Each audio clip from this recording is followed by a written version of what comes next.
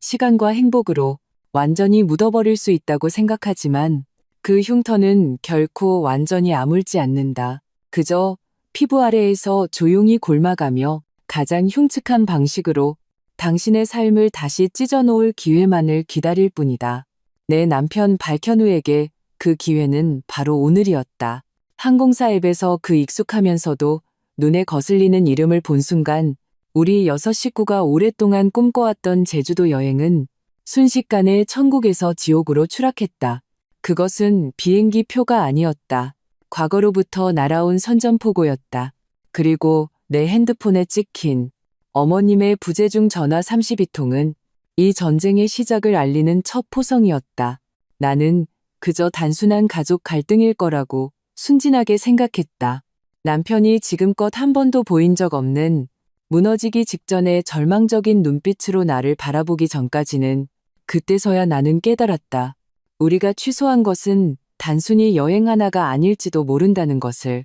어쩌면 우리 가족 전체를 집어삼킬 수 있는 오래도록 계획된 재앙일지도 모른다는 것을. 랭이, 결제 성공. 나는 만점짜리 시험지를 받아든 아이처럼 흥분해서 핸드폰을 흔들었다.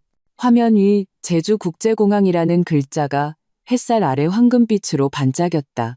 마치 벌써부터 짭조름하고 따뜻한 제주도 바닷바람 냄새가 나는 듯했다. 내 뒤 소파의 풍경은 그야말로 단란한 가족의 표본이었다.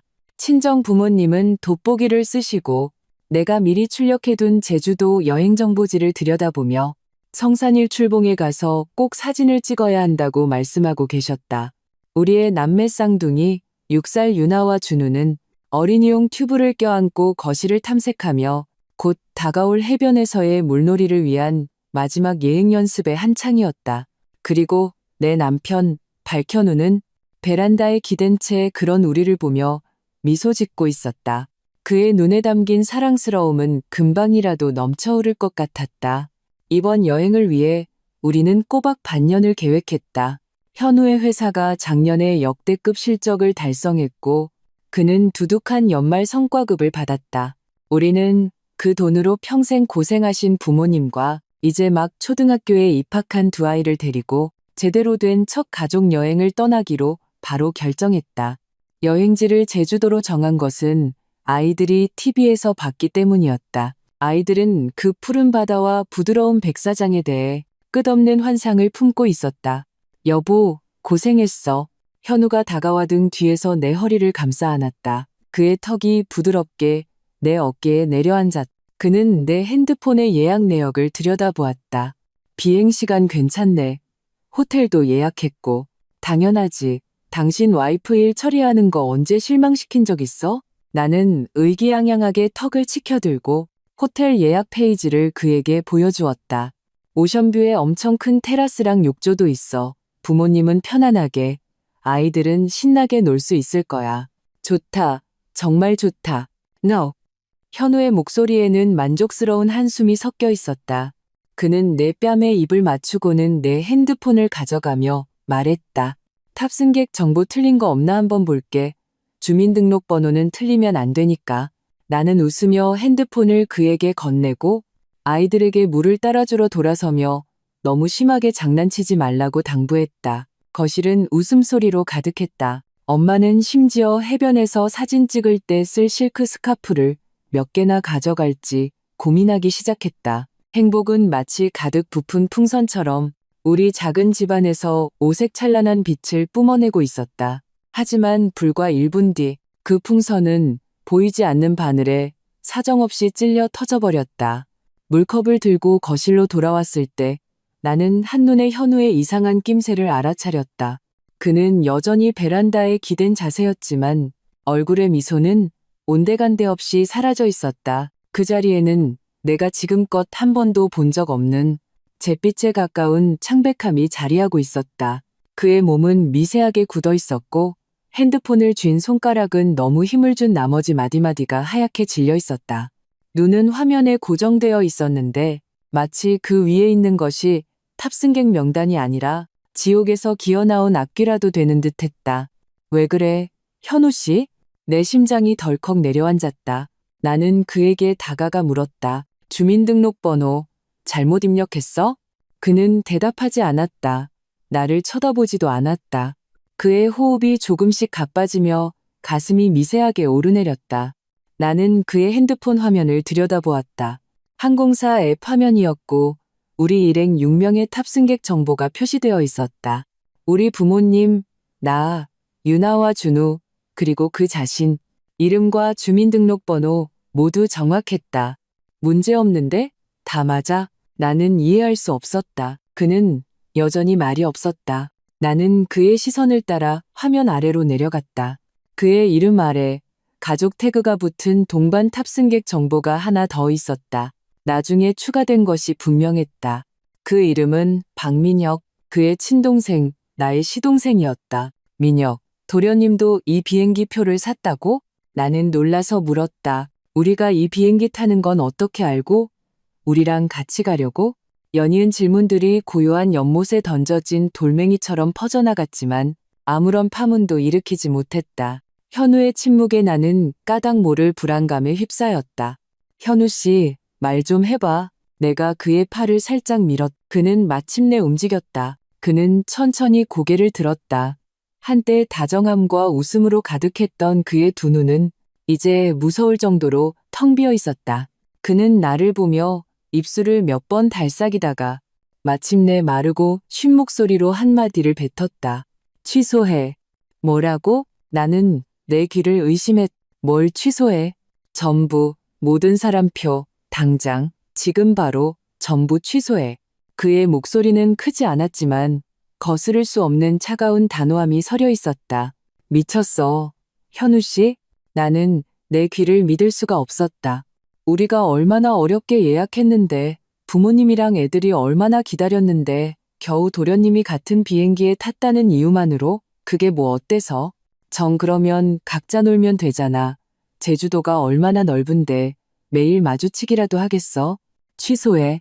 그는 나와 논쟁하지 않고 그저 두 단어를 반복할 뿐이었다. 그는 내 손에서 핸드폰을 빼앗아 길고 가는 손가락으로 화면을 빠르게 움직였다. 나는 그가 긴장 때문에 거칠어진 숨소리까지 들을 수 있었다. 그는 예약 취소 버튼을 찾았고 그의 눈에는 결연한 빛이 스쳤다. 이러면 안 돼. 나는 다급해져 핸드폰을 뺏으려 손을 뻗었다. 이유라도 말해줘야 할 거 아냐, 현우 씨. 내 말이 채 끝나기도 전에 그의 핸드폰이 미친 듯이 진동하기 시작했다. 화면에는 어머님이라는 글자가 떠올랐다. 순식간에 조용해진 거실에서 벨소리는 유난히 날카롭게 울려 퍼졌다. 현우는 화면을 한번 쓱 보더니 그의 눈에 깃든 혐오와 냉기는 거의 실체가 될 지경이었다. 그는 전화를 받지 않고 바로 잠금 버튼을 눌렀다. 그리고는 망설임 없이 예약 취소 확인 버튼을 눌렀다. 일련의 동작은 물 흐르듯 자연스러워서 내가 막을 틈조차 없었다. 고객님의 예약이 취소되었습니다. 항공권 금액은 규정에 따라 7영업일 이내에 환불될 예정입니다. 차가운 안내 음성이 울려 퍼졌다. 나는 멍하니 서 있었다. 거실의 웃음소리는 어느새 멈춰 있었다. 부모님과 아이들은 모두 놀란 눈으로 우리를 쳐다보고 있었다. 현우가 소파에 던져버린 핸드폰은 또다시 그리고 또다시 미친 듯이 진동했다. 화면 위에 어머님이라는 글자는 마치 끝없는 원망과 재촉을 담은 듯 고집스럽게 빛나고 있었다. 하지만 현우는 아무 일 없다는 듯 돌아서서 테이블 위에 차키를 집어들었다. 그의 목소리에서는 어떤 감정도 읽을 수 없었다. 나 잠시 나갔다 올게. 어디 가는데? 내가 다그쳐 물었. 그는 돌아보지 않고 차가운 뒷모습과 한마디 말만 남겼다. 그 사람들 멀리해. 특히 박민혁. 그리고 엄마 전화 받지 마. 문이 쾅 소리를 내며 닫혔다. 나는 멍하니 그 자리에 서서 소파 위에서 끈질기게 진동하는 핸드폰을 바라보았다. 화면에는 부재중 전화 32통이라고 표시되어 있었다. 링얼, 엄마, 우리 제주도 이제 안 가? 딸 유나가 겁먹은 목소리로 내 옷자락을 끌었다. 커다란 눈에는 눈물이 그렁그렁했다. 준우는 그 옆에 서서 입술을 삐죽이며 금방이라도 울음을 터뜨릴 기세였다. 부모님 역시 어쩔 줄 몰라 하며 서로 얼굴만 쳐다보고 계셨다. 조금 전까지만 해도 웃음소리로 가득했던 집안은 이제 억눌린 침묵과 현우의 핸드폰이 내는 집요한 진동소리만 남았다. 나는 심호흡을 하고 우는 것보다 더 보기 흉한 미소를 억지로 쥐어짰다. 나는 몸을 숙여 두 아이를 안아주었다. 아니야, 갈 거야. 당연히 가지. 아빠가 회사에 급한 일이 생겼나 봐. 우리 아빠 돌아오면 다시 표 예약하자. 알았지? 아이들은 알아듣는 둥 마는 둥 고개를 끄덕였지만 눈 속의 실망감은 감출 수가 없었다. 나는 엄마에게 아이들을 데리고 방에 가서 놀아달라고 부탁하고 나 자신은 모든 기력이 빠져나간 사람처럼 소파에 주저앉았다. 그 핸드폰은 지칠 줄 모르는 원혼처럼 여전히 진동하고 있었다. 나는 화면에 어머님이라는 글자를 뚫어지게 쳐다보며 머릿속이 실타래처럼 엉클어지는 것을 느꼈다. 현우와 시동생 박민혁의 사이가 좋지 않다는 것은 나도 계속 알고 있었다. 내가 현우와 결혼한 날부터 나는 그 형제가 마음 편히 대화하는 모습을 거의 본 적이 없다. 현우는 내성적이고 신중하며 스스로의 힘으로 한 걸음씩 지금의 자리까지 올라왔다. 반면 민혁은 그의 정반대인 것 같았다. 어릴 때부터 어머님에게 우냐우냐 자라서 눈은 높고 손은 게을렀다. 허황된 꿈만 좇았다. 직업은 셀 수 없이 바꿨고 30이 넘은 나이에도 여전히 집안의 경제적 도움을 필요로 했다. 어머님의 편에는 노골적이었다. 어머님 눈에는 말 잘하고 애교 많은 민혁이 눈에 넣어도 아프지 않을 자식이었고 과묵하고 묵묵히 일만 하는 현우는 마치 주워온 자식 같았다. 가족 모임이 있을 때마다 어머님의 안부 인사는 언제나 작은아들에게만 향했다. 큰아들인 현우에게 가장 많이 하는 말은 이것이었다. 내 동생 요즘 돈이 없다는데 형이 돼서 좀 챙겨줘라. 현우는 이 모든 것에 대부분 침묵으로 일관했다. 그는 경제적으로 어머님의 요구를 제한적으로만 들어주었지만 민혁 본인에게는 시종일관 의도적인 거리감을 유지했다. 나는 그에게 형제 사이에 무슨 원한이라도 있냐고 물어본 적이 있다. 그는 언제나 가는 길이 다를 뿐이라고 담담하게 대답했다. 하지만 아무리 사이가 안 좋아도 이 정도일 줄은 몰랐다. 단지 같은 비행기에 탔다는 이유만으로 마치 역병신을 피하듯 수수료 몇십만 원을 손해보면서까지 온 가족의 여행을 즉시 취소하다니 이건 너무 과민 반응이었다. 나를 두렵게 할 정도로 과격했다. 핸드폰이 마침내 멈췄다. 어머님이 전화를 거는데 지치셨나 보다. 하지만 내가 안도의 한숨을 내쉬기도 전에 이번엔 내 핸드폰 벨소리가 울렸다. 발신자는 바로 어머님이셨다. 나는 몇 초간 망설였다. 현우가 집을 나서기 전 했던 말, 엄마 전화 받지 마. 하지만 나는 며느리이고 이 집의 안주인이다. 나는 그처럼 회피할 수만은 없었다. 나는 무슨 일이 있었는지 반드시 알아내야만 했다. 나는 통화 버튼을 눌렀다. 최대한 평온한 목소리를 내려고 애쓰며 말했다. 여보세요, 어머님. 세아가 드디어 전화를 받는구나. 현우 그 녀석은 어디 갔니? 수화기 너머로 어머님의 잔뜩 화가 난 목소리가 들려왔다. 내 고막을 뚫을 듯이 날카로웠다. 내 전화 수신 차단한 거지? 그렇지? 내가 수십 통을 했는데 받질 않아? 그 녀석 어디 있어? 당장 전화 좀 바꿔줘. 어머님, 우선 진정하시고요. 현우 씨는 회사에 급한 일이 생겨서 방금 나갔어요. 나는 거짓말을 했다. 급한 일? 집안일보다 더 중요한 급한 일이 어디 있어? 어머님의 목소리는 한 옥타브 더 높아졌다. 너희들 제주도 가는 표 취소했다며? 그렇지. 내 심장이 쿵 내려앉았다. 알고 계셨구나. 네, 어머님. 현우 씨가 회사 일정이 갑자기 바뀌어서 여행이랑 겹친다고 해서요. 귀신 씨나라 까먹는 소리 하고 있네. 어머님은 수화기 너머로 대놓고 욕을 하셨다. 그런 말로 나 속이려 들지 마. 민혁이 때문이지? 민혁이도 그 비행기에 있어서 그런 거지. 나는 침묵했다. 나의 침묵은 명백히 그녀의 추측을 증명해 주었다. 수화기 너머의 어머님은 갑자기 태도를 180도 바꾸셨다. 방금 전의 분노는 온데간데 없고 울먹이는 목소리로 변했다. 세아가, 어미가 부탁 좀 할게. 현우한테 말 좀 잘해줘. 그렇게까지 매정하게 굴지 말라고. 어떻게 친동생한테 그럴 수가 있어? 민혁이가 뭘 잘못했는데? 그냥 너희들이랑 같이 놀러가서 북적북적하게 지내면서 너희한테 서프라이즈 해주려고 했던 것뿐이야. 형이랑 형수, 조카들이랑 같이 바다에 가고 싶다고, 온 가족이 다 함께 오순도순 지내고 싶다고 나한테 일부러 전화까지 했단 말이야. 이게 뭐가 잘못된 거니? 서프라이즈요? 나는 옌부주 비웃음이 나왔다. 어머님, 그렇게 상의도 없이 남의 가족여행에 멋대로 끼어드는 건 서프라이즈가 아니라 민폐라고 하는 거예요. 너까지 어떻게 그런 말을 하니? 어머님의 울음소리가 뚝 그치더니 목소리에 비난조가 섞였다. 너희는 한 가족이잖아. 터놓고 말 못할 일이 뭐가 있어? 현우는 어릴 때부터 그놈의 고집은 알아줘야 했지만 너는 살이 분별할 줄 아는 애 잖니. 너는 그 형제가 원수처럼 지내는 걸 그냥 보고만 있을 거니? 민혁이 걔 속으로 얼마나 힘들어하는데 형이 왜 자기를 그렇게 미워하는지 자기가 도대체 뭘 잘못했는지 모르겠다더라. 그냥 이번 기회에 형이랑 관계 좀 회복하고 싶었을 뿐이라고. 어머님의 흑백을 전도하는 울음 섞인 하소연을 듣고 있자니 내 속에서 불길이 확 하고 치밀어 올랐다. 어머님, 그런 말씀하시면 양심에 찔리지도 않으세요? 민혁 도련님이 지난 몇 년간 무슨 짓을 하고 다녔는지 어머님이 저보다 더 잘 아시잖아요. 현우 씨가 이 가정을 위해 얼마나 헌신했는지도 눈으로 보셨고요.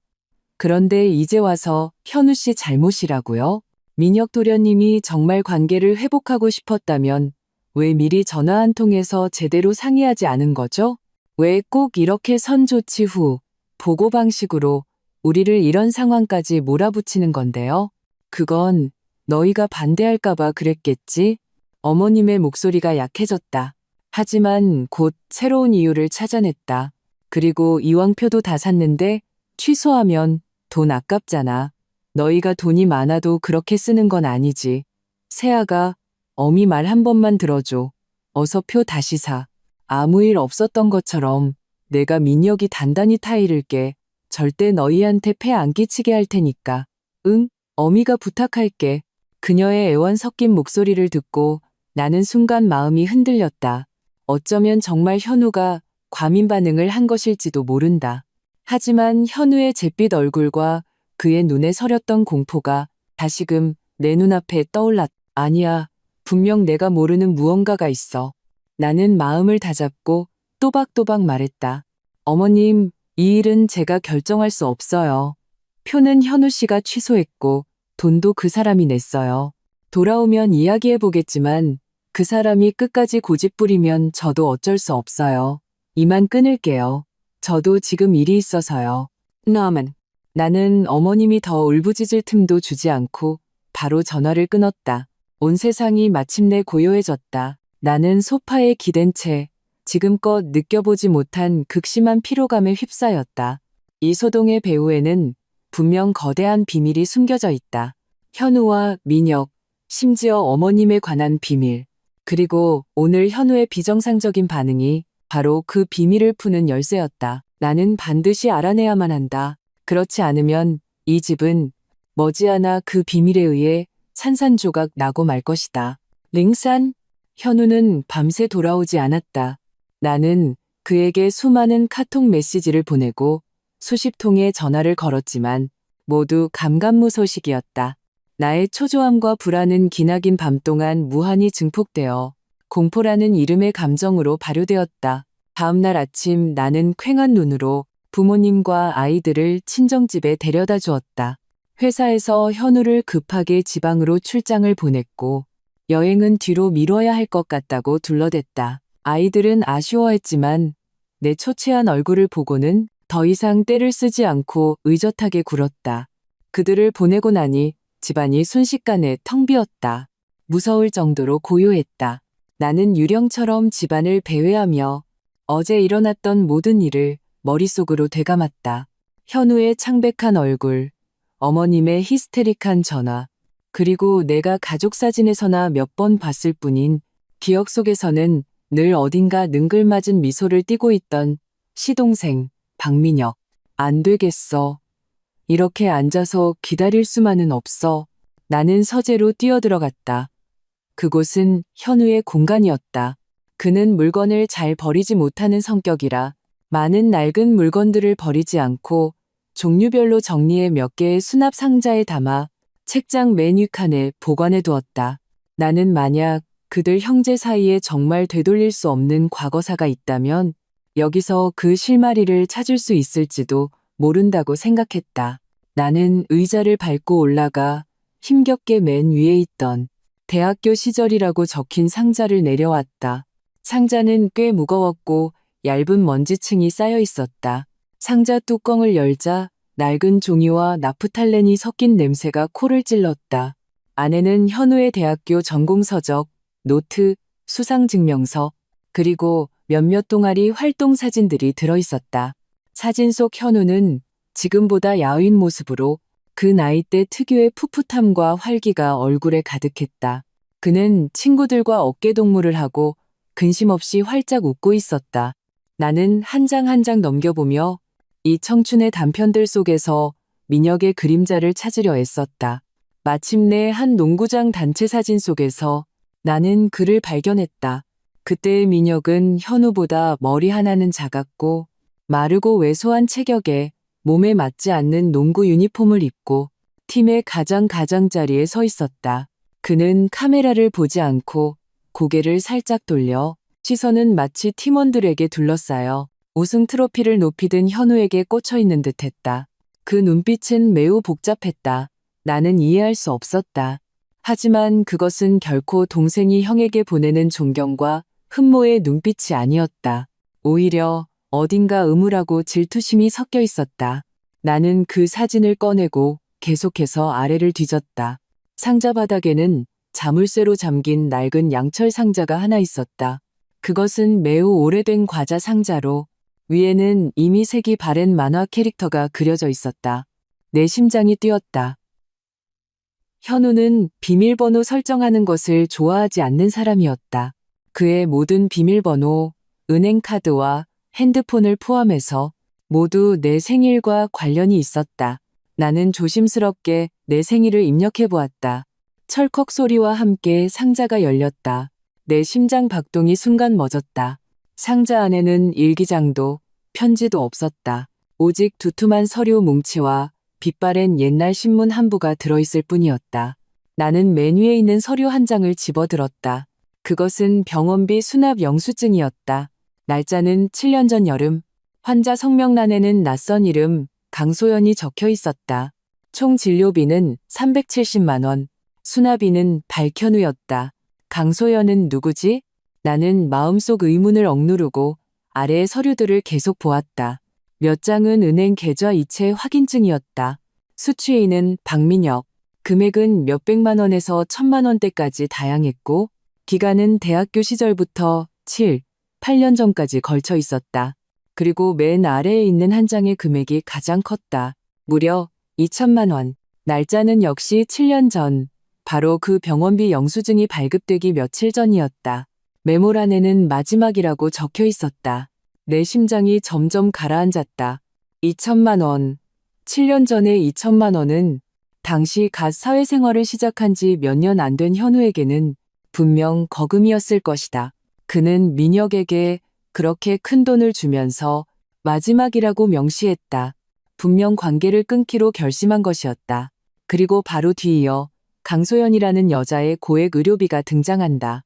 이 두 사건 사이에 무슨 연관이 있는 걸까? 나는 맨 밑에 깔려있던 신문을 집어들었다. 그것은 지역 석간신문이었고 마찬가지로 7년 전 여름의 것이었다. 신문 한쪽 구석에 아주 작은 사회면 기사가 실려 있었다. 제목은 젊은 연인 제주도 휴가 중 사고, 여성 안타깝게 익사. 내 호흡이 순간 멎었다. 나는 떨리는 손으로 그 기사를 자세히 읽었다. 기사에 따르면 우리 시에서 온 젊은 연인이 제주도의 한 해변에서 밤 수영을 하던 중 여성이 파도에 휩쓸려갔고 남성이 구조에 실패하여 결국 비극으로 끝났다는 내용이었다. 기사에는 남성의 성씨, 박 씨가 언급되어 있었다. 박 씨, 제주도, 익사. 내 머릿속에서 쾅 하는 소리가 울리며 마치 무언가 폭발하는 것 같았다. 박현우, 박민혁, 강소연, 2천만 원, 제주도 익사. 이 조각난 단서들이 마치 보이지 않는 실에 꿰인 흩어진 진주알처럼 하나로 꿰어지며 나를 소름 끼치게 하는 진실의 윤곽을 만들어냈다.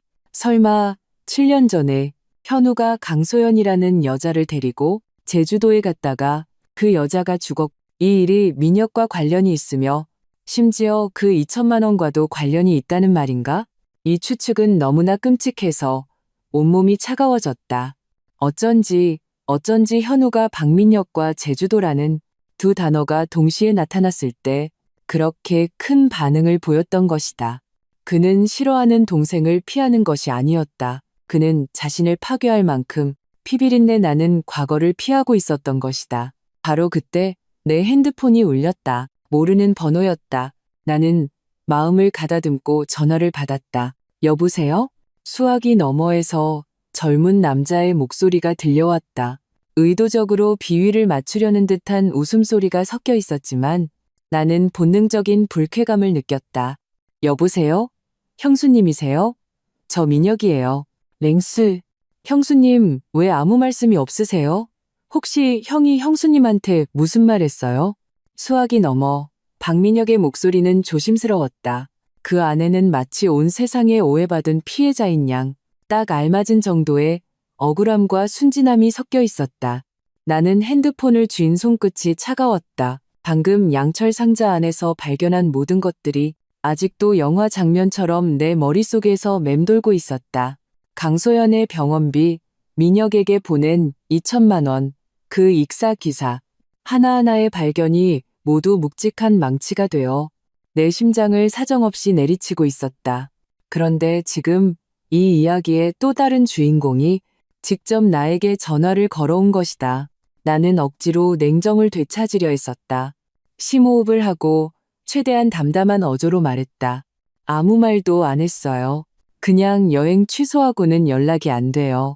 그보다 민혁 도련님이 저한테, 아니 우리 가족 모두에게 설명해야 할 것 같지 않아요? 설명이요, 형수님. 전 정말 제가 뭘 잘못했는지 모르겠어요. 민혁의 목소리는 한층 더 억울하게 들렸다. 얼마 전에 엄마한테서 형이랑 형수님이 부모님 모시고 애들 데리고 제주도 가신다는 얘기 들었어요. 우리 형제도 한동안 못 봤고 저도 마침 바람이나 쐬고 싶어서 같은 비행기 표를 사서 깜짝 놀라게 해드리려고 했던 거예요. 다 같이 북적북적하게 지내면 좋잖아요. 형이 그렇게까지 화낼 줄은 정말 몰랐어요. 그의 화술은 완벽에 가까웠다. 형제간의 정을 돈독히 하고 가족에게 깜짝 선물을 준비하려던 동생의 이미지가 그의 몇 마디 말로 완벽하게 그려졌다. 만약 내가 그 양철 상자 속의 물건들을 보지 못했다면 나는 거의 그를 믿을 뻔했다. 서프라이즈? 나는 차갑게 웃으며 어제 어머님께 했던 말을 반복했다. 민혁 도련님, 이게 서프라이즈라고 생각해요? 형 성격 알잖아요. 남이 자기 멋대로 계획하는 거 싫어하는 거. 하다못해 미리 전화 한 통해서 상의라도 했으면 일이 이렇게까지 되지는 않았을 거예요. 그건 형이 반대할까봐 그랬죠. 민혁의 말투는 다소 다급하게 들렸다. 형수님도 아시잖아요. 형은 저한테 항상 오해가 있었어요. 왜 그런지는 저도 모르겠어요. 아주 오래전부터 계속 저를 피하고 만나려고 하지 않았어요. 전 정말 슬펐다고요. 이젠 몇 년이나 지났으니까 형도 다 잊었을 줄 알았어요. 이번에 제주도 가는 것도 일부러 형네 호텔에서 멀지 않은 곳으로 예약했어요. 이번 기회에 형이랑 진지하게 얘기해서 마음속 응어리를 풀고 싶었거든요. 그는 또다시 제주도를 언급했다. 내 심장이 쿵하고 내려앉았다. 나는 거의 확신할 수 있었다. 7년 전 그 세 사람, 현우, 민혁 그리고 강소연이라는 여자. 분명 제주도에서 무슨 일이 있었던 것이다. 나는 그를 떠보기로 결심했다. 아주 오래전의 오해요? 무슨 오해인데요? 나는 아무렇지 않은 척 물었다. 혹시 대학교 때 형한테 돈 빌렸던 거랑 관련 있어요? 수학이 넘어가 침묵에 잠겼다. 10여 초가 흐른 뒤에야 민혁이 다시 입을 열었다. 그의 목소리에는 알아채기 힘든 당혹감이 섞여 있었다. 형수님, 어떻게 아셨어요? 형이 말했어요? 말 안 했어요? 그냥 짐작해 본 거예요. 나는 평온하게 대답했다. 친형제 사이에 돈 문제 말고는 그렇게까지 사이가 틀어질 일이 없을 것 같아서요. 민혁이 길게 한숨을 쉬었다. 마치 큰 짐을 내려놓은 듯했다. 형수님이 이미 알고 계시니 저도 더는 숨기지 않을게요. 맞아요. 돈 때문이었어요. 그때는 제가 점고철이 없어서 밖에서 친구랑 동업하다가 사기를 당했어요. 큰 빚을 졌는데 집에다가는 차마 말을 못하고 형한테 도와달라고 빌었죠. 형이 입으로는 저를 욕했지만 결국엔 그 빚을 갚아줬어요. 아마 그때부터였을 거예요. 형이 저를 철없고 한심한 놈이라고 생각해서 점점 저를 멀리하기 시작한 게요. 그는 2천만 원이라는 거금과 마지막이라는 결연한 말을 젊고 철없던 시절의 빚과 형이 동생을 한심하게 여기는 마음으로 가볍게 치부했다. 이 설명은 그럴듯하게 들렸지만 모든 핵심적인 질문을 완벽하게 비껴갔다. 강소연은 누구인가? 제주도에서 무슨 일이 있었는가? 그게 다예요? 내가 다그쳐 물었다. 네, 그게 다예요. 민혁의 말투는 더없이 솔직하게 들렸다. 형수님, 형이 저한테 화난 거 알아요. 저도 인정해요. 하지만 이번에는 정말 진심이었어요. 형수님이 형 좀 설득해 주시면 안 될까요? 비행기 표야 취소했으면 다시 사면 되지만 가족 간의 정을 이렇게 끊어버릴 수는 없잖아요. 그리고 제주도라는 곳, 형한테는 의미가 남다른 곳이잖아요. 제가 형을 그곳에 다시 데려가면 형이 좀 털어낼 수 있을 거라고 생각했어요. 옛 장소를 다시 찾는다, 털어낸다. 그의 말은 마치 열쇠처럼 순간 내 마음속 모든 의문의 문을 열어젖혔다. 그는 역시 알고 있었다. 그는 제주도가 현우에게 어떤 의미인지 알았을 뿐만 아니라 심지어 현우를 직접 옛 장소로 데려가려 했다. 이건 관계 회복이 아니었다. 이건 도발이었다. 적나라하고 사람을 잔인하게 죽이는 것과 같은 도발이었다. 한기가 내 척추를 타고 정수리까지 치솟았다. 내 눈앞의 민혁은 더 이상 능글맞고 무능한 시동생이 아니었다. 순진무구한 탈을 쓴 악마였다. 그는 지금 가장 부드러운 말투로 현우를 다시 7년 전의 그 악몽 속으로 끌어들이려 하고 있었다. 뭘 털어내요? 내 목소리는 분노로 미세하게 떨렸다. 과거의 그림자요. 민혁은 목소리를 낮췄다. 그 안에는 딱 알맞은 정도의 슬픔이 묻어 있었다. 형수님은 아마 모르실 거예요. 7년 전에 형이 제주도에서 아주 소중한 사람을 잃었어요. 형은 아직도 그 일에서 벗어나지 못했어요. 제가 이번에 형 옆에서 위로도 해주고 마음 좀 풀어주려고 했던 건데 제가 일을 망쳐버렸네요.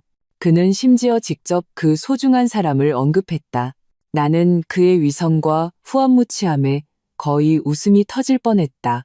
그는 마치 방화범이 화재 폐허 앞에 서서 불의 무정함을 애통해하며 심지어 피해자의 재건을 돕겠다고 나서는 것과 같았다. 박민혁 씨, 나는 또박또박 얼음처럼 차가운 목소리로 말했다. 더 이상 연기할 필요 없어요. 정말로 형이 과거에서 벗어나길 바란다면 당신이 해야 할 가장 최선의 일은 형이 세상에서 완전히 깨끗하게 사라지는 거예요. 나는 말을 마치자마자 전화를 끊어버렸다. 그리고 그의 번호를 차단 목록에 추가했다.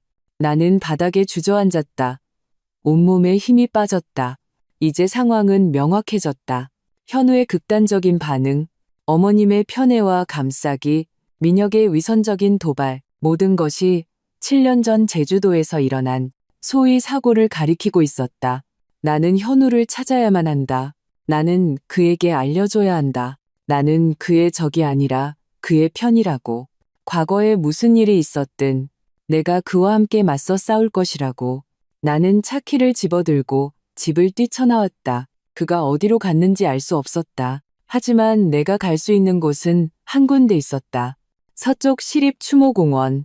내가 현우와 결혼한 몇 년 동안 매년 추석과 설명절이면 그는 아버님 산소에 다녀온 뒤 언제나 혼자 다른 묘역에 가서 한참을 머물렀다. 나는 그 묘비 아래 누가 잠들어 있는지 한 번도 묻지 않았다. 나는 그의 사생활을 존중했다. 하지만 오늘은 반드시 알아야만 했다. 링오. 서쪽 시립 추모공원은 엄숙한 정적에 휩싸여 있었다. 바람 소리마저 숨을 죽인 듯했다. 나는 기억 속의 방향을 더듬어 회색 묘비들 사이를 지나 현우가 매년 혼자 찾던 그 구석으로 향했다. 역시나 커다란 소나무 아래에서 나는 그의 익숙한 뒷모습을 발견했다. 그는 어제 집을 나설 때 입었던 검은색 트렌치 코트를 입고 나를 등진 채 한 묘비 앞에 조용히 서 있었다. 그의 뒷모습은 너무나 외로워 보여서 마치 온 세상과 단절된 것 같았다. 바닥에는 빈 소주병 몇 개와 수많은 담배꽁초가 흩어져 있었다.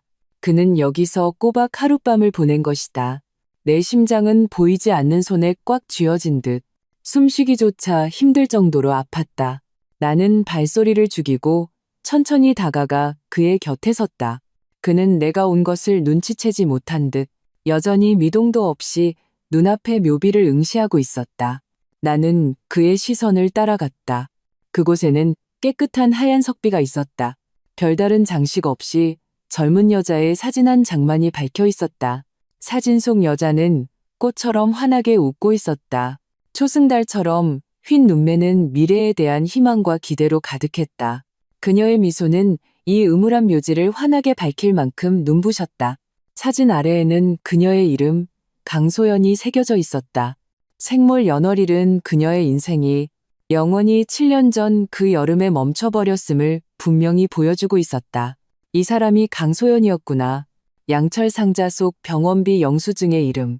신문 기사 속 제주도에서 안타깝게 익사한 여자. 현우가 7년간 마음속 깊이 숨겨온 비밀. 나의 모든 추측은 이 순간 모두 사실로 확인되었다. 내 목구멍은 무언가에 막힌 듯 한마디도 할 수 없었다. 나는 그저 손을 뻗어 현우의 차가운 손을 부드럽게 잡았다. 그의 손이 움찔 떨렸다. 마치 잠에서 깨어난 사람처럼. 그는 마침내 천천히 고개를 돌려 나를 보았다. 하룻밤 사이에 그는 마치 10년은 늙어버린 것 같았다. 그의 눈은 핏발로 가득했고 턱에는 거뭇한 수염 자국이 돋아나 있었다. 온몸에서 쇠락하고 절망적인 기운이 풍겼다. 나를 본 순간 그의 눈에 깃든 공허함과 무감각함에 마침내 미세한 파동이 일었다. 어떻게 왔어? 그의 목소리는 사포로 문지른 듯 거칠었다. 당신 찾으러 왔어. 나는 그의 손을 꽉 잡았다. 내 손의 온기로 그를 덮여주려는 듯이. 현우 씨, 우리 집에 가자. 집? 그는 자조적인 웃음을 흘렸다. 그 웃음소리는 우는 것보다 더 슬펐다. 나한테 아직 집이 있나? 당신 다 봤지? 그렇지? 그의 시선이 내게 머물렀다가 나를 넘어 내가 온 길을 향했다. 마치 내가 혼자 왔는지 확인하려는 듯했다. 숨길 필요 없어. 그는 시선을 거두어 다시 묘비를 바라보았다. 그의 눈에는 지울 수 없는 슬픔이 어려 있었다. 당신 똑똑하잖아. 어제 내 반응을 보고 의심하지 않았을 리가 없지. 그 양철 상자 찾았지? 나는 부인하지 않고 그저 고개를 끄덕였다. 응. 병원비 영수증, 이체 기록, 그리고 그 신문 기사 다 봤어. 그는 짧게 웃었다. 그 웃음에는 끝없는 비통함이 담겨 있었다. 그래서 이제 당신이 사기꾼이랑 결혼했다고 생각하겠네. 마음속에 다른 여자를 품고 사는 사기꾼. 아니야. 나는 다급하게 그의 말을 끊었. 나는 그냥 당신이 안쓰러워. 현우 씨, 나는 당신이 혼자서 이 모든 일을 몇 년 동안이나 마음속에 묻어두고 산 게 너무 마음 아파. 내 말이 그의 마음속 가장 부드러운 곳을 건드린 것 같았다. 그의 굳어있던 몸이 조금 풀렸고 눈가가 순식간에 붉어졌다. 내 앞에서는 언제나 강하고 산처럼 든든하게 나를 위해 비바람을 막아주던 이 남자가 지금은 마치 기댈 곳 없는 아이 같았다. 왜 나한테 말 안 했어? 나는 목이 메어 물었. 현우 씨, 나는 당신 아내잖아. 무슨 일이 있었든 내가 함께 맞서 싸워줄 텐데. 당신한테 말하라고? 그는 천천히 고개를 저었 눈물이 그의 초췌한 뺨을 타고 흘러내렸다. 내가 어떻게 말해? 내가 예전에 다른 여자를 얼마나 사랑했었는지 말하라고? 내 눈앞에서 그녀가 죽어가는 걸 보면서도 아무것도 할 수 없었다고 말하라고? 그녀를 죽인 흉수가 내 친동생이고 내 친어머니가 그 흉수를 보호하기 위해 나한테 입을 다물라고 강요했다고 말하라고? 그의 한마디 한마디가 칼날이 되어 내 심장을 사정없이 찔렀다. 대강 짐작은 했지만 직접 그의 입을 통해 이 잔인한 진실을 듣게 되자 나는 숨이 막히는 듯한 고통을 느꼈다. 그럼 정말 박민혁이 그래, 그놈이야. 현우의 목소리에는 증오가 가득했다. 그놈이 소연이를 죽게 만들었어. 그놈이. 그럼 어제 그 비행기 표는 일부러 그런 거였구나. 현우는 이를 악물었고 관자놀이에 핏줄이 하나둘 솟아올랐다. 나를 도발하는 거야. 제주도가 내 지옥이라는 걸 알고 있어. 나를 다시 그 지옥으로 끌고 들어가서 내가 고통스러워하고 발버둥 치는 걸 보고 싶었던 거야. 내가 평생 그곳에 다시 가는 걸 가장 두려워한다는 걸 알고 있는 거지. 나는 마침내 모든 것을 완벽하게 이해했다. 이것은 단순한 가족 갈등이 아니었다. 이것은 7년에 걸친 사랑과 증오, 그리고 죄니에 관한 능지처참이었다. 그리고 현우는 그 능지처참을 반복해서 당하는 피해자였다. 나는 더 이상 참지 못하고 한 걸음 다가가 그를 힘껏 껴안았다. 그의 몸은 딱딱하고 차가웠지만 내 품 안에서 그는 마침내 모든 위장을 벗어던지고 아이처럼 목 놓아 울기 시작했다. 나는 그를 안고 그의 눈물이 내 어깨를 적시도록 내버려 두었다. 나는 그의 등을 몇 번이고 쓸어주며 나지막이 말했다. 괜찮아, 현우 씨, 다 지나갔어. 이제 내가 있잖아. 앞으로는 내가 옆에 있을게. 우리 그 집으로 돌아가지 말자. 그 사람들 다 잊어버리자. 응? 그는 한참을 울었다.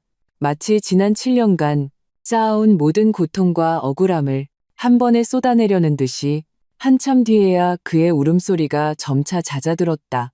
그는 내 품에서 고개를 들고 붉어진 눈으로 나를 바라보았다. 그의 눈에는 슬픔 외에도 내가 이해할 수 없는 결연함이 깃들어 있었다. 그는 심호흡을 했다. 마치 중대한 결심을 내린 듯이 그는 눈물을 닦고 내게 또박또박 말했다. 아니, 우리는 잊으면 안 돼. 뭐라고? 나는 멍해졌. 그는 나를 보며 눈빛이 비정상적으로 확고해졌다. 심지어 섬뜩할 정도의 광기마저 서려 있었다. 나는 7년을 참았어. 7년을 기다렸어. 나는 계속 기회를 기다리고 있었어. 그의 목소리는 낮고 힘이 있었다. 원래는 이 기회가 영원히 오지 않을 거라고 생각했어. 하지만 이제 그놈이 제 발로 걸어 들어왔어. 내 심장이 쿵 내려앉았다. 불길한 예감이 나를 덮쳤다. 현우 씨, 당신 무슨 생각하는 거야? 바보 같은 짓 하지 마. No. 그는 내게 대답하는 대신 트렌치코트 주머니에서 무언가를 꺼내 내 손바닥에 올려놓았다. 그것은 낡고 이미 누렇게 변색된 SD 카드였다. 그는 내 눈을 바라보며 전례 없이 진지한 어조로 말했다. 여보, 만약 나한테 무슨 일이 생기면 당신이 이걸 경찰에 갖다 줘. 링레오. 나는 손바닥을 펼쳤다. 작고 차가운 SD카드가 내 손바닥 위에 조용히 놓여 있었지만 마치 천근만근의 무게를 가진 듯했다. 심장이 미친 듯이 뛰었고 피가 순식간에 머리로 쏠리는 것 같았다. 현우 씨, 도대체 뭘 하려는 거야? 내 목소리는 공포로 떨렸다. 이 안에 뭐가 들었는데? 나 겁주지 마. 증거. 현우의 시선은 나를 넘어 다시 강소연의 묘비를 향했다. 그의 눈에는 하늘을 찌를 듯한 증오와 결연한 광기가 넘실거렸다. 박민혁이 자기 입으로 그 당시 어떻게 소연이를 물속으로 밀었는지 자백한 녹음 파일이야. 나는 이 기회를 7년 동안 기다렸어. Now? 내 머릿속이 하얘졌다. 녹음 파일? 그가 민혁의 범죄 증거를 가지고 있었다고? 그럼 그는 왜 진작에 경찰에 신고하지 않았던 거지? 7년 전 소연이가 사고를 당하고 사흘째 되던 날 그놈이 술에 취해서 나한테 전화를 했어. 현우의 목소리는 마치 먼 시공간에서 들려오는 듯 공허한 울림을 담고 있었다. 전화기 너머로 자랑하더군. 드디어 나를 한번 이겼다고. 소연이는 죽을 때까지도 몰랐을 거라고. 자기가 사고로 죽은 게 아니라 나라는 오빠의 무능함과 냉담함 때문에 죽은 거라고. 내가 그 2천만 원을 주지 않아서 소연이마저 자기를 무시해서 그랬다고. 그놈은 모든 세부 사항을 다 털어놨어. 나는 그때 그걸 다 녹음했지. 나는 내 귀를 믿을 수가 없었다. 악마. 완전한 악마였다. 그런데 왜 경찰에 신고 안 했어? 나는 그의 팔을 붙잡았다. 내 손톱이 거의 그의 살을 파고들 기세였다. 증거가 있었잖아. 왜 그놈을 감옥에 보내지 않은 거야? 왜 이 고통을 몇 년이나 참아온 거야? 신고? 현우는 비참하게 웃었다.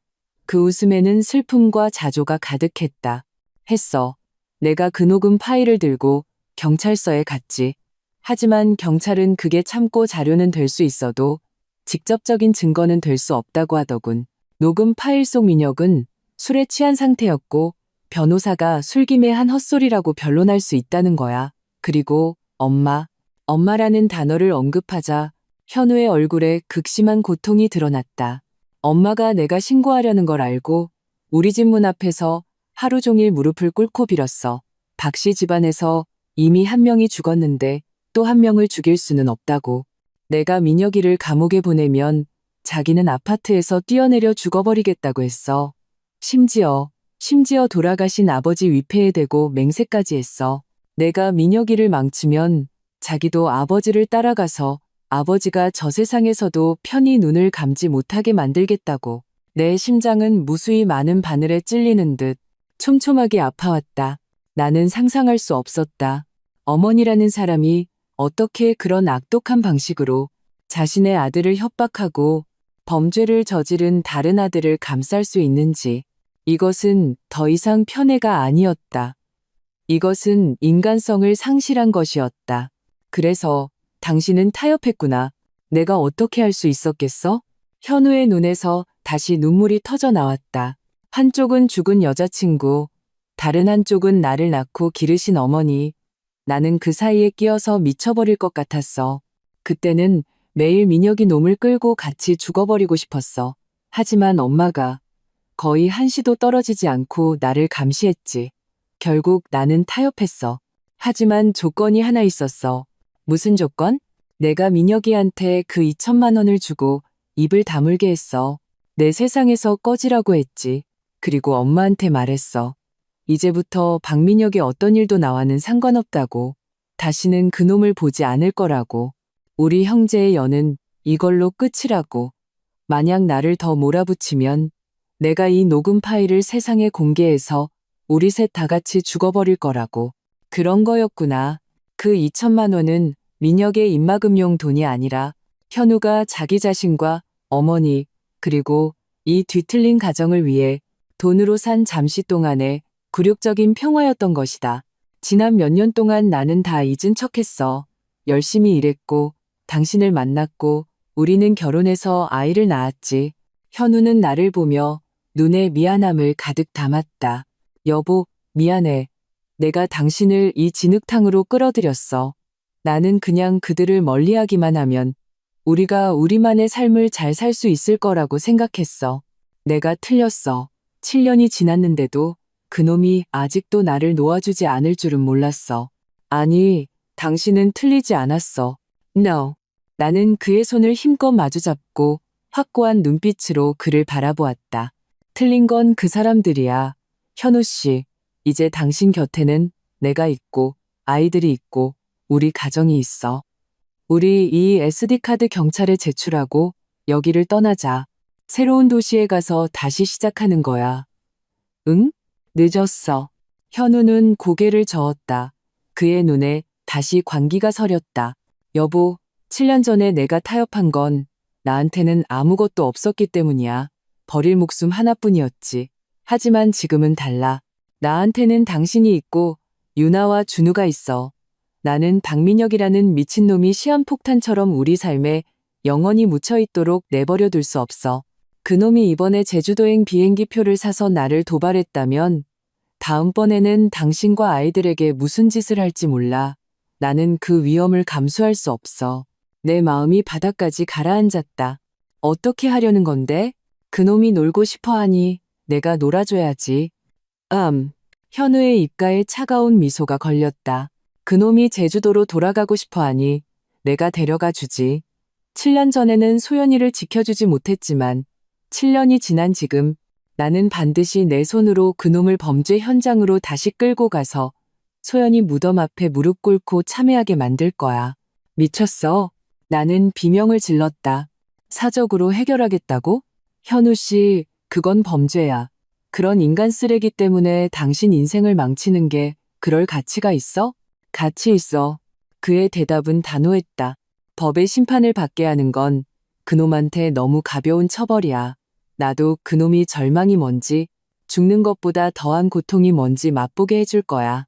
나는 그를 바라보았다. 내가 8년간 한 침대에서 잠을 잔 이 남자가 지금은 무서울 정도로 낯설었다.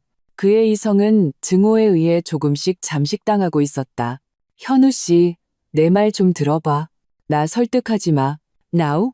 그가 내 말을 끊고 그 SD카드를 다시 내 손바닥에 쥐어주었다. 그리고는 마치 뒤시를 부탁하는 듯한 어조로 말했다. 여보, 이 카드는 당신이 잘 가지고 있어. 이건 우리의 부적이야.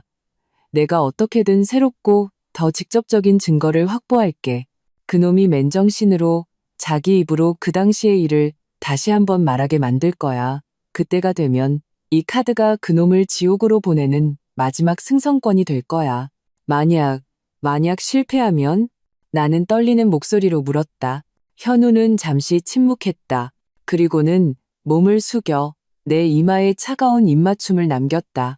내가 실패하면 그는 내 눈을 바라보며 또박또박 말했다.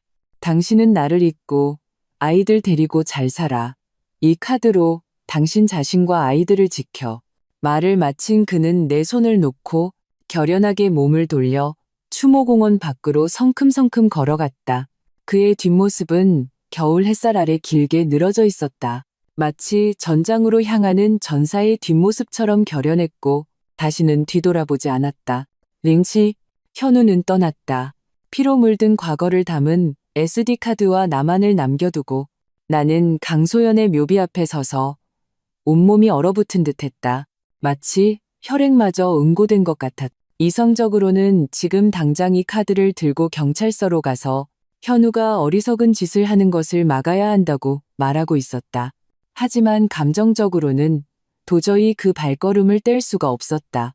나는 그의 고통을 이해했고 7년간 억눌러온 그의 증오를 이해했다. 경찰에 신고해봐야 민혁은 기껏해야 몇 년 징역을 살 것이다. 어머님 성격이라면 어떻게든 방법을 써서 그의 형량을 줄이려 할지도 모른다. 그런 결과는 현우에게는 턱없이 부족했다.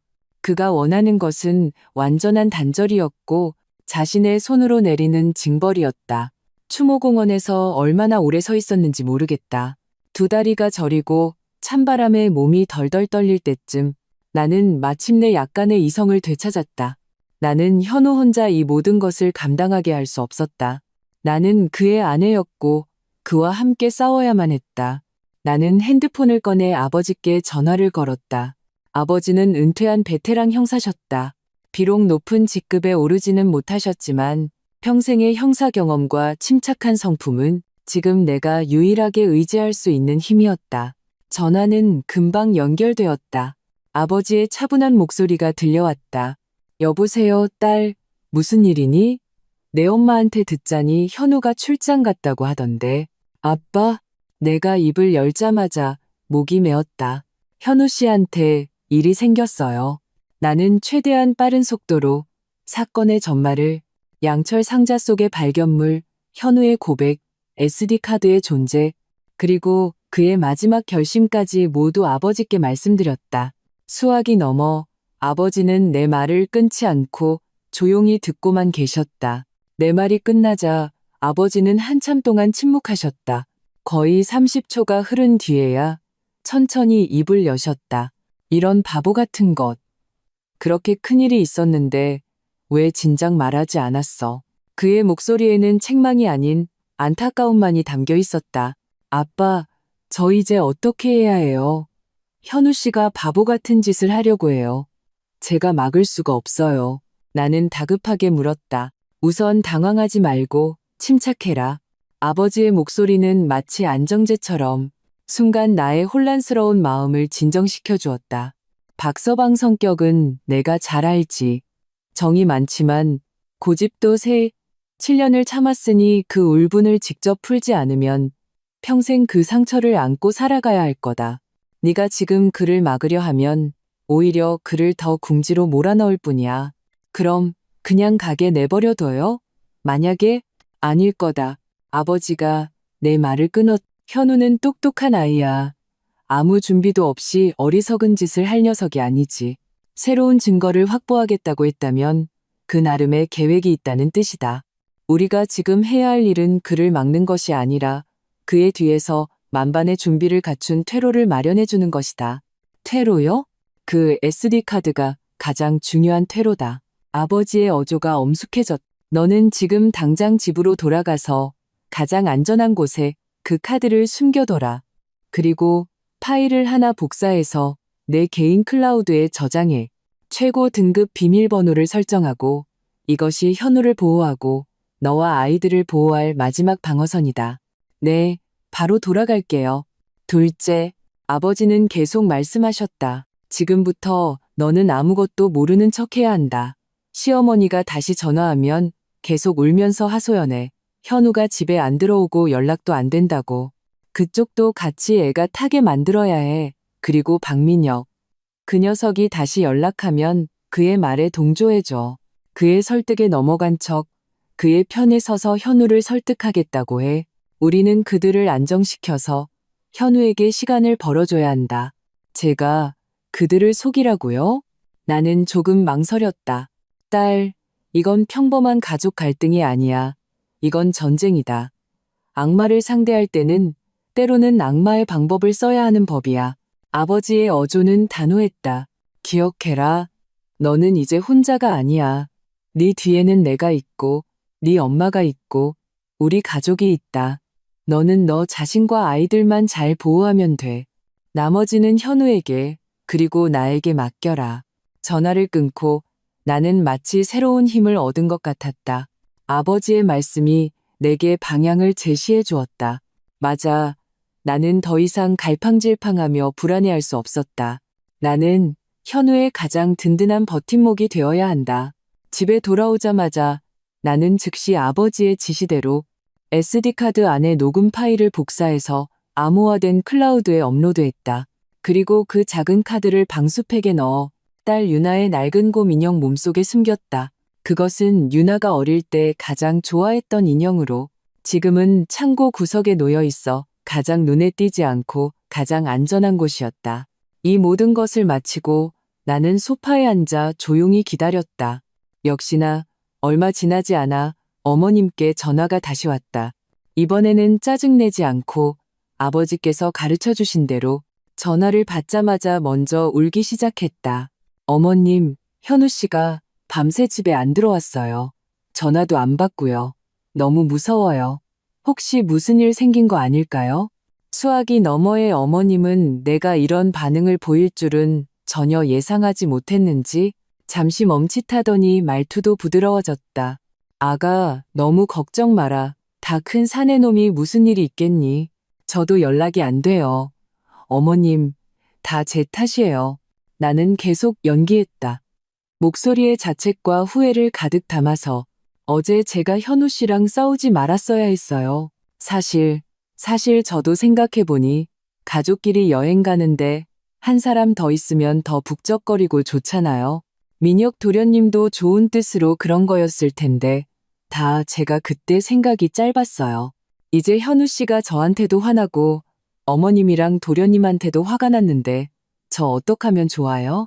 너 정말 그렇게 생각하는 거니? 어머님의 목소리에는 놀라움이 섞여 있었다.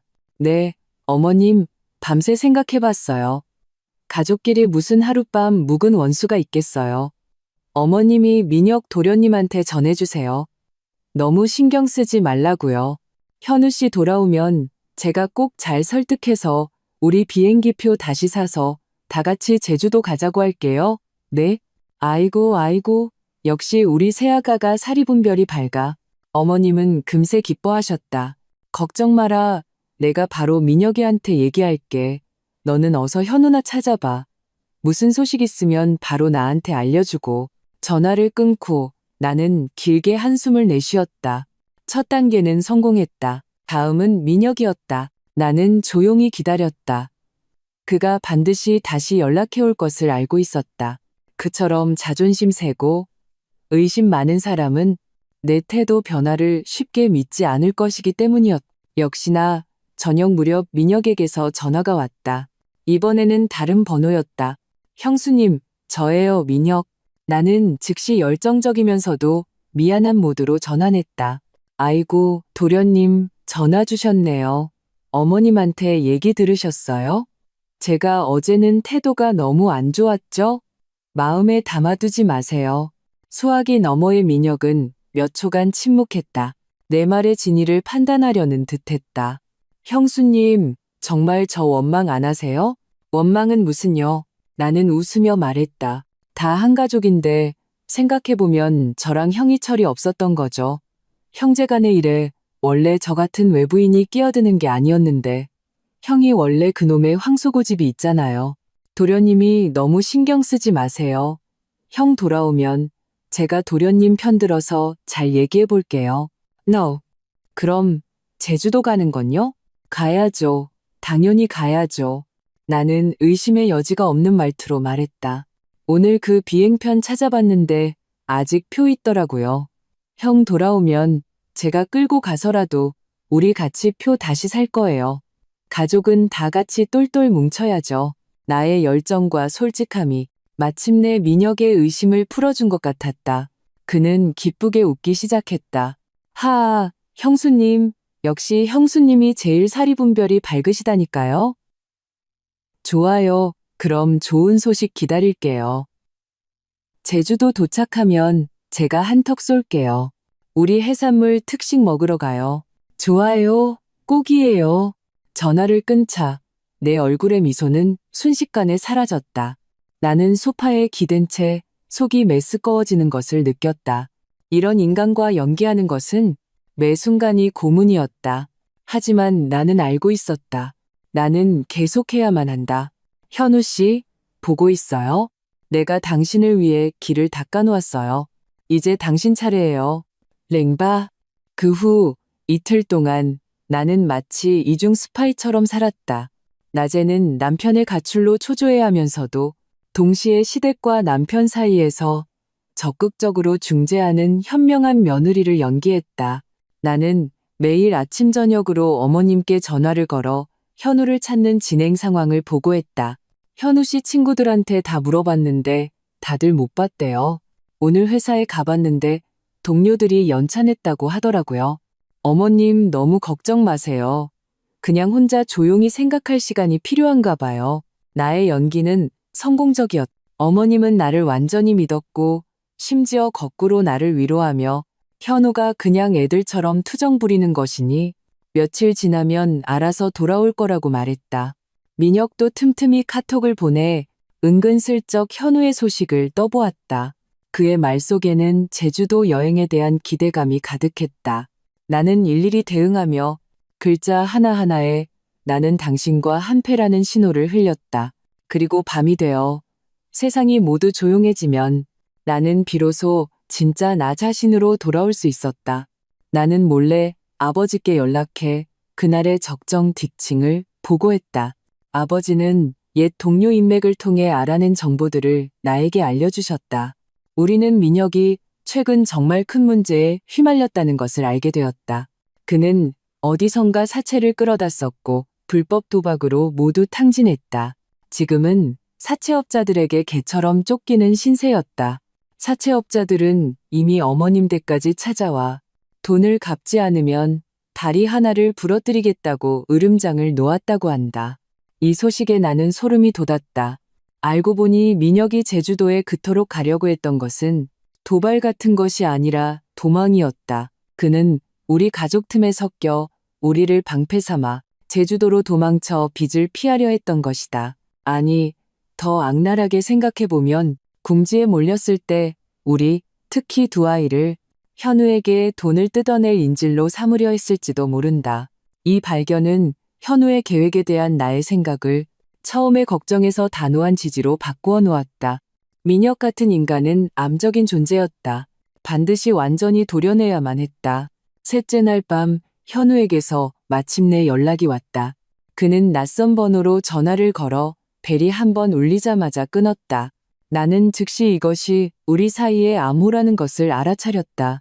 나는 베란다로 나가 주위에 아무도 없는 것을 확인하고 다시 전화를 걸었다. 나야. 현우의 목소리가 들려왔다. 낮고 피곤했지만 거스를 수 없는 냉정함이 배어 있었다. 어때? 어디야? 안전해? 나는 연달아 질문을 쏟아냈다. 나는 괜찮아. 안전해. 전화한 건 당신한테 알려줄 게 있어서야. 물고기가 미끼를 물었어.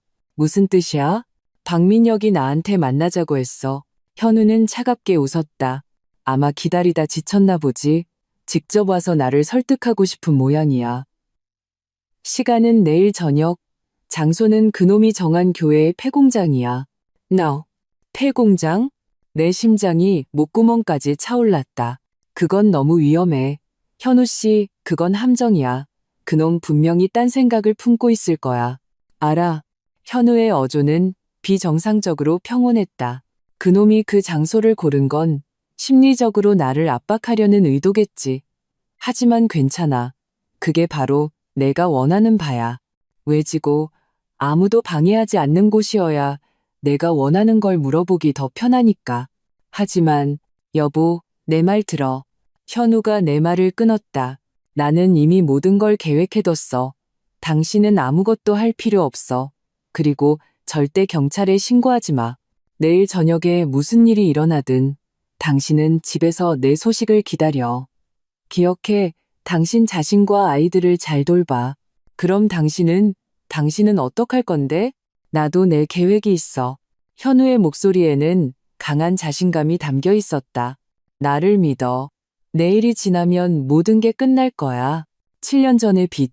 내일 저녁에 내가 그놈한테 원금의 이자까지 쳐서 전부 받아낼 테니까. 전화가 끊겼다. 나는 차가운 핸드폰을 쥔 채 손바닥에 땀이 흥건했다.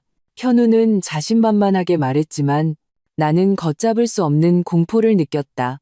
그는 궁지에 몰린 도박꾼이자 살인이라는 죄를 짊어진 악마였다. 무슨 짓이든 할 수 있는 자였다. 나는 즉시 이 소식을 아버지께 알렸다. 수화기 넘어 아버지는 한참 동안 침묵하셨다. 나는 신호가 끊어진 줄 알았다. 아빠, 듣고 계세요? 듣고 있다. 아버지의 목소리는 지극히 무거웠다. 딸, 잘 들어라. 현우는 지금 위험한 도박을 하고 있어. 하지만 그가 감히 그 길을 가겠다고 한 건 그만의 비장의 카드가 있다는 뜻이다. 우리가 지금 경찰에 신고하는 건 시기상조야. 긁어부스럼을 만들고 심지어 박민혁을 자극해서 현우를 위험에 빠뜨릴 수도 있어. 그럼 어떡해요? 그냥 이렇게 기다리기만 해요? 아니, 아버지의 어조가 갑자기 날카로워졌다. 우리는 우리의 준비를 한다. 너는 지금 박민혁이 현우랑 만나기로 한 시간, 장소를 문자로 나에게 보내라. 나머지 일은 네가 신경 쓰지도 묻지도 마. 내일 저녁 집에 있으면서 문단속 잘하고 소식이나 기다려. 나는 아버지의 지시대로 정보를 문자로 보냈다. 그날 밤 나는 뜬 눈으로 밤을 새웠다. 다음 날 나는 하루 종일 안절부절 못했다. 저녁이 되자 나는 엄마와 아이들을 모두 친정에 남겨두고 혼자 우리 집으로 돌아왔다. 나는 초조하게 앉아 계속 시계만 쳐다보았다. 매분 매초가 한세기처럼 길게 느껴졌다. 저녁 8시, 그들이 약속한 시간이었다. 내 심장이 목구멍까지 차올랐다. 나는 그 음산한 폐공장에서 지금 무슨 일이 벌어지고 있는지 상상할 수 없었다. 나는 몇 번이고 기도했다. 현우가 무사하기를. 내가 불안에 미쳐버리기 직전 내 핸드폰이 갑자기 울렸다. 모르는 번호였다. 나는 떨리는 손으로 전화를 받았다. 수화기 너머에서는 뜻밖의 목소리가 들려왔다. 어머님이셨다. 그녀의 목소리에는 울음과 전례 없는 공포가 섞여 있었다. 세아가 큰일 났어. 큰일 났다고. 어서 와봐. 민혁이가 현우를 납치했어. 링지오. 네, 뭐라고요? 나는 벼락이라도 맞은 것처럼 소파에서 벌떡 일어났다. 어머님, 장난하지 마세요. 이게 도대체 어떻게 된 일이에요? 장난 아니야. 어머님은 전화기 너머에서 숨도 못 쉴 정도로 울고 계셨다. 내가 방금 문자 한 통을 받았는데 민혁이가 보낸 거야. 사진에 현우가 의자에 묶여 있고 입도 막혀 있었어. 그놈이 위치도 보냈어. 저기 교회에 있는 패시멘트 공장이라고. 그놈이 1시간 안에 자기 계좌로 5억을 보내지 않으면 현우랑 같이 죽어버리겠다고 했어. 내 머릿속이 윙하고 울리며 하얘졌다. 납치, 협박, 동기어진. 이것은 내가 예상했던 시나리오와 전혀 달랐다. 현우는 계획이 있다고 하지 않았나? 물고기가 미끼를 물었다고 하지 않았나? 그런데 어째서 지금 그가 오히려 납치된 사람이 된 거지? 세아가, 어떻게 좀 해봐. 그게 5억이야. 내가 어디서 그런 큰 돈을 구해. 어머님의 울부짖음이 나를 충격에서 끌어냈다. 나는 억지로 냉정을 되찾으려 했으며 머리를 빠르게 굴렸다. 아니야, 이건 뭔가 이상해. 민혁의 목표는 돈이다. 그건 이제 명확해졌다. 하지만 그는 왜 돈이 거의 없는 어머님께 사진을 보냈을까? 왜 직접 나에게 보내지 않았을까? 그리고 현우가 납치되었다니. 현우의 싸움 실력과 치밀한 성격을 생각하면 어떻게 그렇게 쉽게 민혁에게 제압당할 수 있었을까? 분명히 문제가 있다. 어머님, 우선 당황하지 마세요. 나는 전화기에 대고 소리쳤다. 지금 바로 그 사진이랑 위치 저한테 전달해 주세요. 제가 지금 바로 그리로 갈게요. 돈 문제는 제가 어떻게든 해볼게요. 그래, 바로 보내마. No. 전화를 끊자마자 나는 어머님이 전달한 문자를 받았다. 사진을 열어보자 내 심장이 순식간에 쪼그라들었다. 사진의 배경은 확실히 폐허가 된 공장이었고 빛은 어두웠다. 현우는 낡은 철제 의자의 뒤로 묶여 있었고 검은색 테이프가 그의 입을 막고 있었다. 그는 두 눈을 감고 있었는데 마치 의식을 잃은 것 같았다. 마음속으로 수만 가지 추측을 했지만 이 장면을 직접 보자 내 눈에서는 속절없이 눈물이 흘러내렸다. 이어서 위치 정보도 받았다. 나는 조금도 망설이지 않고 차 키를 집어들고 뛰쳐나갔다. 하지만 차에 시동을 걸기 전에 나는 한 가지 일을 했다. 나는 112에 전화를 걸었. 여보세요? 네, 신고하려고요. 제 남편이 납치됐어요. 납치범이 몸값으로 5억을 요구했고 해치겠다고 협박하고 있어요. 지금 그들 위치를 알고 있고 제가 그리로 가고 있는 중이에요. Now. 현우에게 어떤 계획이 있든 이것이 연극이든 아니든 지금 상황은 내 통제 범위를 벗어났다. 나는 그의 목숨을 걸고 도박을 할 수 없었다. 아버지가 말씀하신 대로였다. 그에게 만반의 준비를 갖춘 퇴로를 마련해 주어야 한다. 그리고 지금 경찰이 바로 그의 가장 믿을 만한 퇴로였다. 나는 차를 몰아 미친 듯이 질주하며 그 위치를 향해 갔다. 동시에 나는 경찰에 신고했다는 소식과 위치 정보를 아버지께도 보냈다. 교회로 갈수록 길은 점점 외져갔고 마침내 내비게이션은 나를 오랫동안 버려진 시멘트 공장 앞으로 안내했다. 높다란 굴뚝이 밤하늘 아래 침묵하는 거인처럼 서 있었고 컴컴한 공장 입구에서는 불길한 기운이 풍겨나왔다. 나는 차를 멀리 세우고 막 내리려던 참에 핸드폰이 울렸다. 아버지셨다. 딸, 어디까지 왔니? 아빠, 저 도착했어요. 저 공장 보여요. 들어가지 마라. 아버지의 어조는 비정상적으로 엄숙했다. 내가 이미 시경 동료한테 연락해놨다. 특수기동대가 이미 출동해서 외곽에 포위망을 치고 있어. 너는 지금 당장 차 돌려서 현장에서 최대한 멀리 떨어져. 네가 끼어들 일이 아니야. 하지만 현우 씨가 내 말 들어라. 아버지의 어조는 거스를 수 없었다. 네가 지금 가면 인질이 될 뿐이야. 현우의 신경만 쓰이게 할 거라고. 경찰을 믿고 현우도 믿어. 그가 감히 이 판을 짰다면 정말로 자기가 위험에 빠지게 두지는 않을 거다. 판을 짰다고요? 아버지의 말이 마치 번개처럼 내 혼란스러운 생각 속을 갈라놓았다. 그래, 판을 짰다. 민혁이 어머님께 사진을 보내고 어머님이 다시 나에게 전달하는 이 과정. 그것 자체에 의도적인 유도성이 가득했다. 민혁은 돈을 원했고 가장 직접적인 방법은 나에게 연락하는 것이었다. 그가 어머님을 통해 연락한 목적은 바로 나를 이곳으로 유인하기 위함이었다. 그리고 현우의 사진 속 모습. 그는 비록 묶여 있었지만 자세가 어딘가 부자연스러웠다. 그것은 발버둥치다, 완전히 제압당한 자세가 아니었다. 오히려 연출된 사진 촬영에 협조하는 듯한 자세였다. 대담한 추측 하나가 내 마음속에 떠올랐다. 이 모든 것이 현우의 계획의 일부였다. 그는 일부러 약한 척 납치당한 것이고 그 목적은 바로 내가 경찰에 신고하게 만들기 위함이었다. 그는 사적으로 해결하려는 것이 아니었다. 그는 민혁에게 죄를 더 얹어 영원히 재기할 수 없게 만들 기회를 창조하려 했던 것이다. 납치, 공갈 협박, 7년 전 증거를 찾기 어려운 그 사고에 비해 이것은 빼도 박도 못할 중죄였다. 이 점을 깨닫자 내내 조마조마했던 마음이 절반은 놓였다. 바로 그때 공장 방향에서 갑자기 쾅 하는 거대한 소리가 들려왔다. 마치 무언가 무거운 것이 무너지는 소리 같았다. 이어서 희미하게 히스테릭한 고함 소리가 몇 차례 들렸다. 내 심장이 다시 목구멍까지 차올랐다. 아빠, 안에서 무슨 소리가 나요? 겁먹지 마라. 특수기동대가 이미 진입했다. 아버지는 침착하게 말씀하셨다. 딸, 결과가 어떻게 되든 이것만은 기억해라. 현우가 이렇게까지 하는 건 모두 너희를 지키기 위해서다.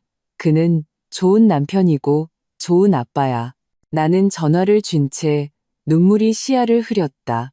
얼마나 지났을까? 경광등을 번쩍이는 경찰차 몇 대가 굉음을 내며 공장에서 빠져나와 시내 방향으로 질주해 갔다. 또 몇 분이 지났을까? 내 핸드폰이 울렸다. 낯선 지역 번호였다.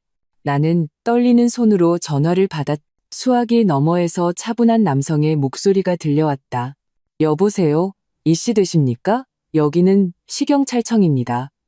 남편분 박현우 씨는 무사히 구조되었습니다. 납치 사건 용의자 박민혁도 저희가 검거했습니다. 경찰청으로 오셔서 참고인 조사에 협조해 주시기 바랍니다. 안전하다. 모든 것이 끝났다. 내가 시경찰청에 도착했을 때는 이미 깊은 밤이었다. 복도는 환하게 불이 켜져 있었고 제복을 입은 경찰들이 분주하게 오가며 엄숙하고 긴장된 분위기를 자아냈다. 나는 한 사무실에서 현우를 만났다.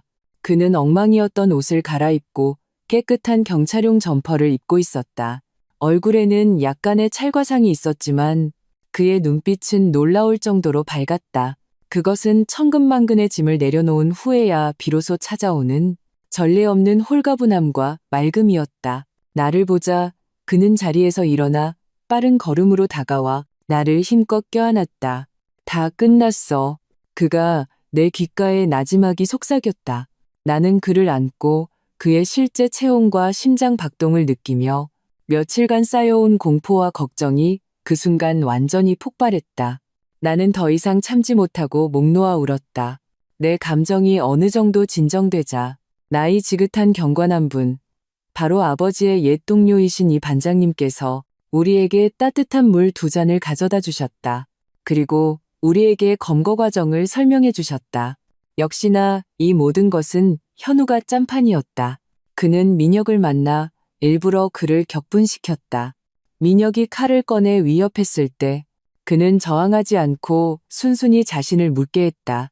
그는 민혁의 탐욕과 어리석음을 알고 있었고 다음 단계는 분명 협박일 것이라고 예측했다.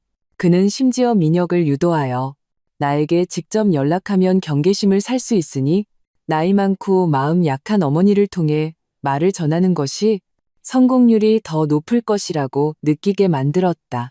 그 납치 사진은 민혁이 찍은 후 현우가 지시해서 어머님께 보내게 한 것이었다.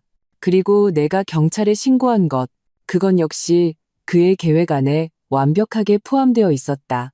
특수기동대가 공장에 진입했을 때 그들이 본 것은 바로 민혁이 칼을 현우의 목에 들이대고 은행카드 비밀번호를 대라고 협박하는 장면이었다. 현장 검거, 증거는 명백했다. 그 자식 잡혔을 때도 입 꾹 다물고 아무 말도 안 하더군. 이 반장님은 차를 한 모금 마시고 계속 말했다. 우리가 자네가 준 그 SD카드 녹음 파일이랑 이번 납치 협박 녹음 파일을 같이 들려주니까 그제야 완전히 무너지더군. 이 반장님 말에 따르면 민혁은 취조실에서 7년 전의 일을 남김없이 모두 자백했다고 한다. 당시 그는 2천만 원을 요구했던 것은 도박빚을 갚기 위해서였다. 현우가 거절하며 그를 꾸짖자 그는 앙심을 품었다. 그 후 그는 현우와 강소연을 따라 제주도에 갔고 본래는 계속해서 구슬려 돈을 얻어낼 생각이었다. 해변에서 그는 다시 돈 얘기를 꺼냈고 강소연과 심하게 다투었다. 강소연이 그를 구제불능 쓰레기라고 욕하자 그것이 그의 분노를 완전히 폭발시켰다. 강소연과 옥신각신하던 중 그는 파도가 밀려오는 순간을 틈타 강소연을 깊은 물 쪽으로 세게 밀어버렸다. 그는 강소연이 파도 속에서 허우적거리며 구조를 요청하는 것을 보면서도 그저 차갑게 그 자리에 서 있었다. 현우가 이상한 낌새를 채고 멀리서 헤엄쳐 왔을 때는 모든 것이 너무 늦어버렸다. 사후에 그는 현우의 슬픔과 혼란, 그리고 어머니의 비호를 이용하여 모든 것을 사고로 위장했다. 7년 전의 상해치사, 그리고 이번 납치 공갈 협박, 여러 죄가 병합되어 그의 남은 인생은 기본적으로 감옥에서 보내게 될 것이다. 이 반장님이 현우의 어깨를 두드렸다. 박서방, 고생 많았네. 하지만 이번 수는 너무 대담했어.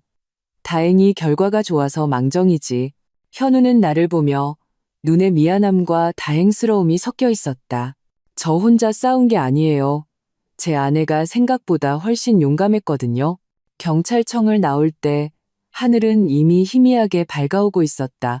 우리는 집으로 가지 않고 차를 몰아 다시 서쪽 시립 추모공원으로 향했다. 현우는 강소연의 묘비 앞에 서서 오랫동안 말이 없었다. 그는 울지 않았다. 그저 그렇게 조용히 서서 마치 오랜 친구와 마지막 작별 인사를 나누는 것 같았다. 소연아. 그가 마침내 입을 열었다. 목소리는 평온하고 후련했다. 내가 해냈어. 이제 편히 잠들어. 말을 마친 그는 내 손을 잡고 몸을 돌려 떠오르는 아침 해를 향해 그의 전반생의 고통이 묻힌 이곳을 한 걸음씩 걸어 나왔다. 이 풍파의 여파는 계속되었다. 어머님은 민혁이 중형을 선고받고 당시의 진실까지 모두 밝혀졌다는 것을 알게 된 후 하룻밤 사이에 머리가 하얗게 새었다. 그녀는 우리를 찾아오지 않았고 우리도 더 이상 그녀에게 연락하지 않았다. 어쩌면 끝없는 후회와 고독 속에서 여생을 보내는 것이 그녀에게는 가장 큰 벌일지도 모른다. 취소되었던 제주도행 비행기표, 우리는 다시 예약하지 않았다. 한 달 후 우리 6 식구는 강원도 대관령으로 향하는 길에 올랐다. 광활한 목장에서 부모님의 환한 웃음과 푸른 초원 위를 마음껏 뛰어다니는 아이들의 모습을 보며 현우가 등 뒤에서 나를 안았다. 여보, 고마워. 바보, 우린 부부잖아. 나는 몸을 돌려 그의 입술에 입을 맞췄다. 햇살 아래 그의 미소는 내가 본 가장 아름다운 풍경이었다. 우리는 제주도 여행 하나를 잃었지만 온전한 인생을 되찾았다. 어떤 과거는 굳이 잊으려 애쓸 필요가 없다. 당신이 덤덤하게 뒤를 돌아본 후 몸을 돌려 미래를 향해 계속해서 굳건히 나아갈 수 있을 때 그것이 바로 최고의 치유일 테니.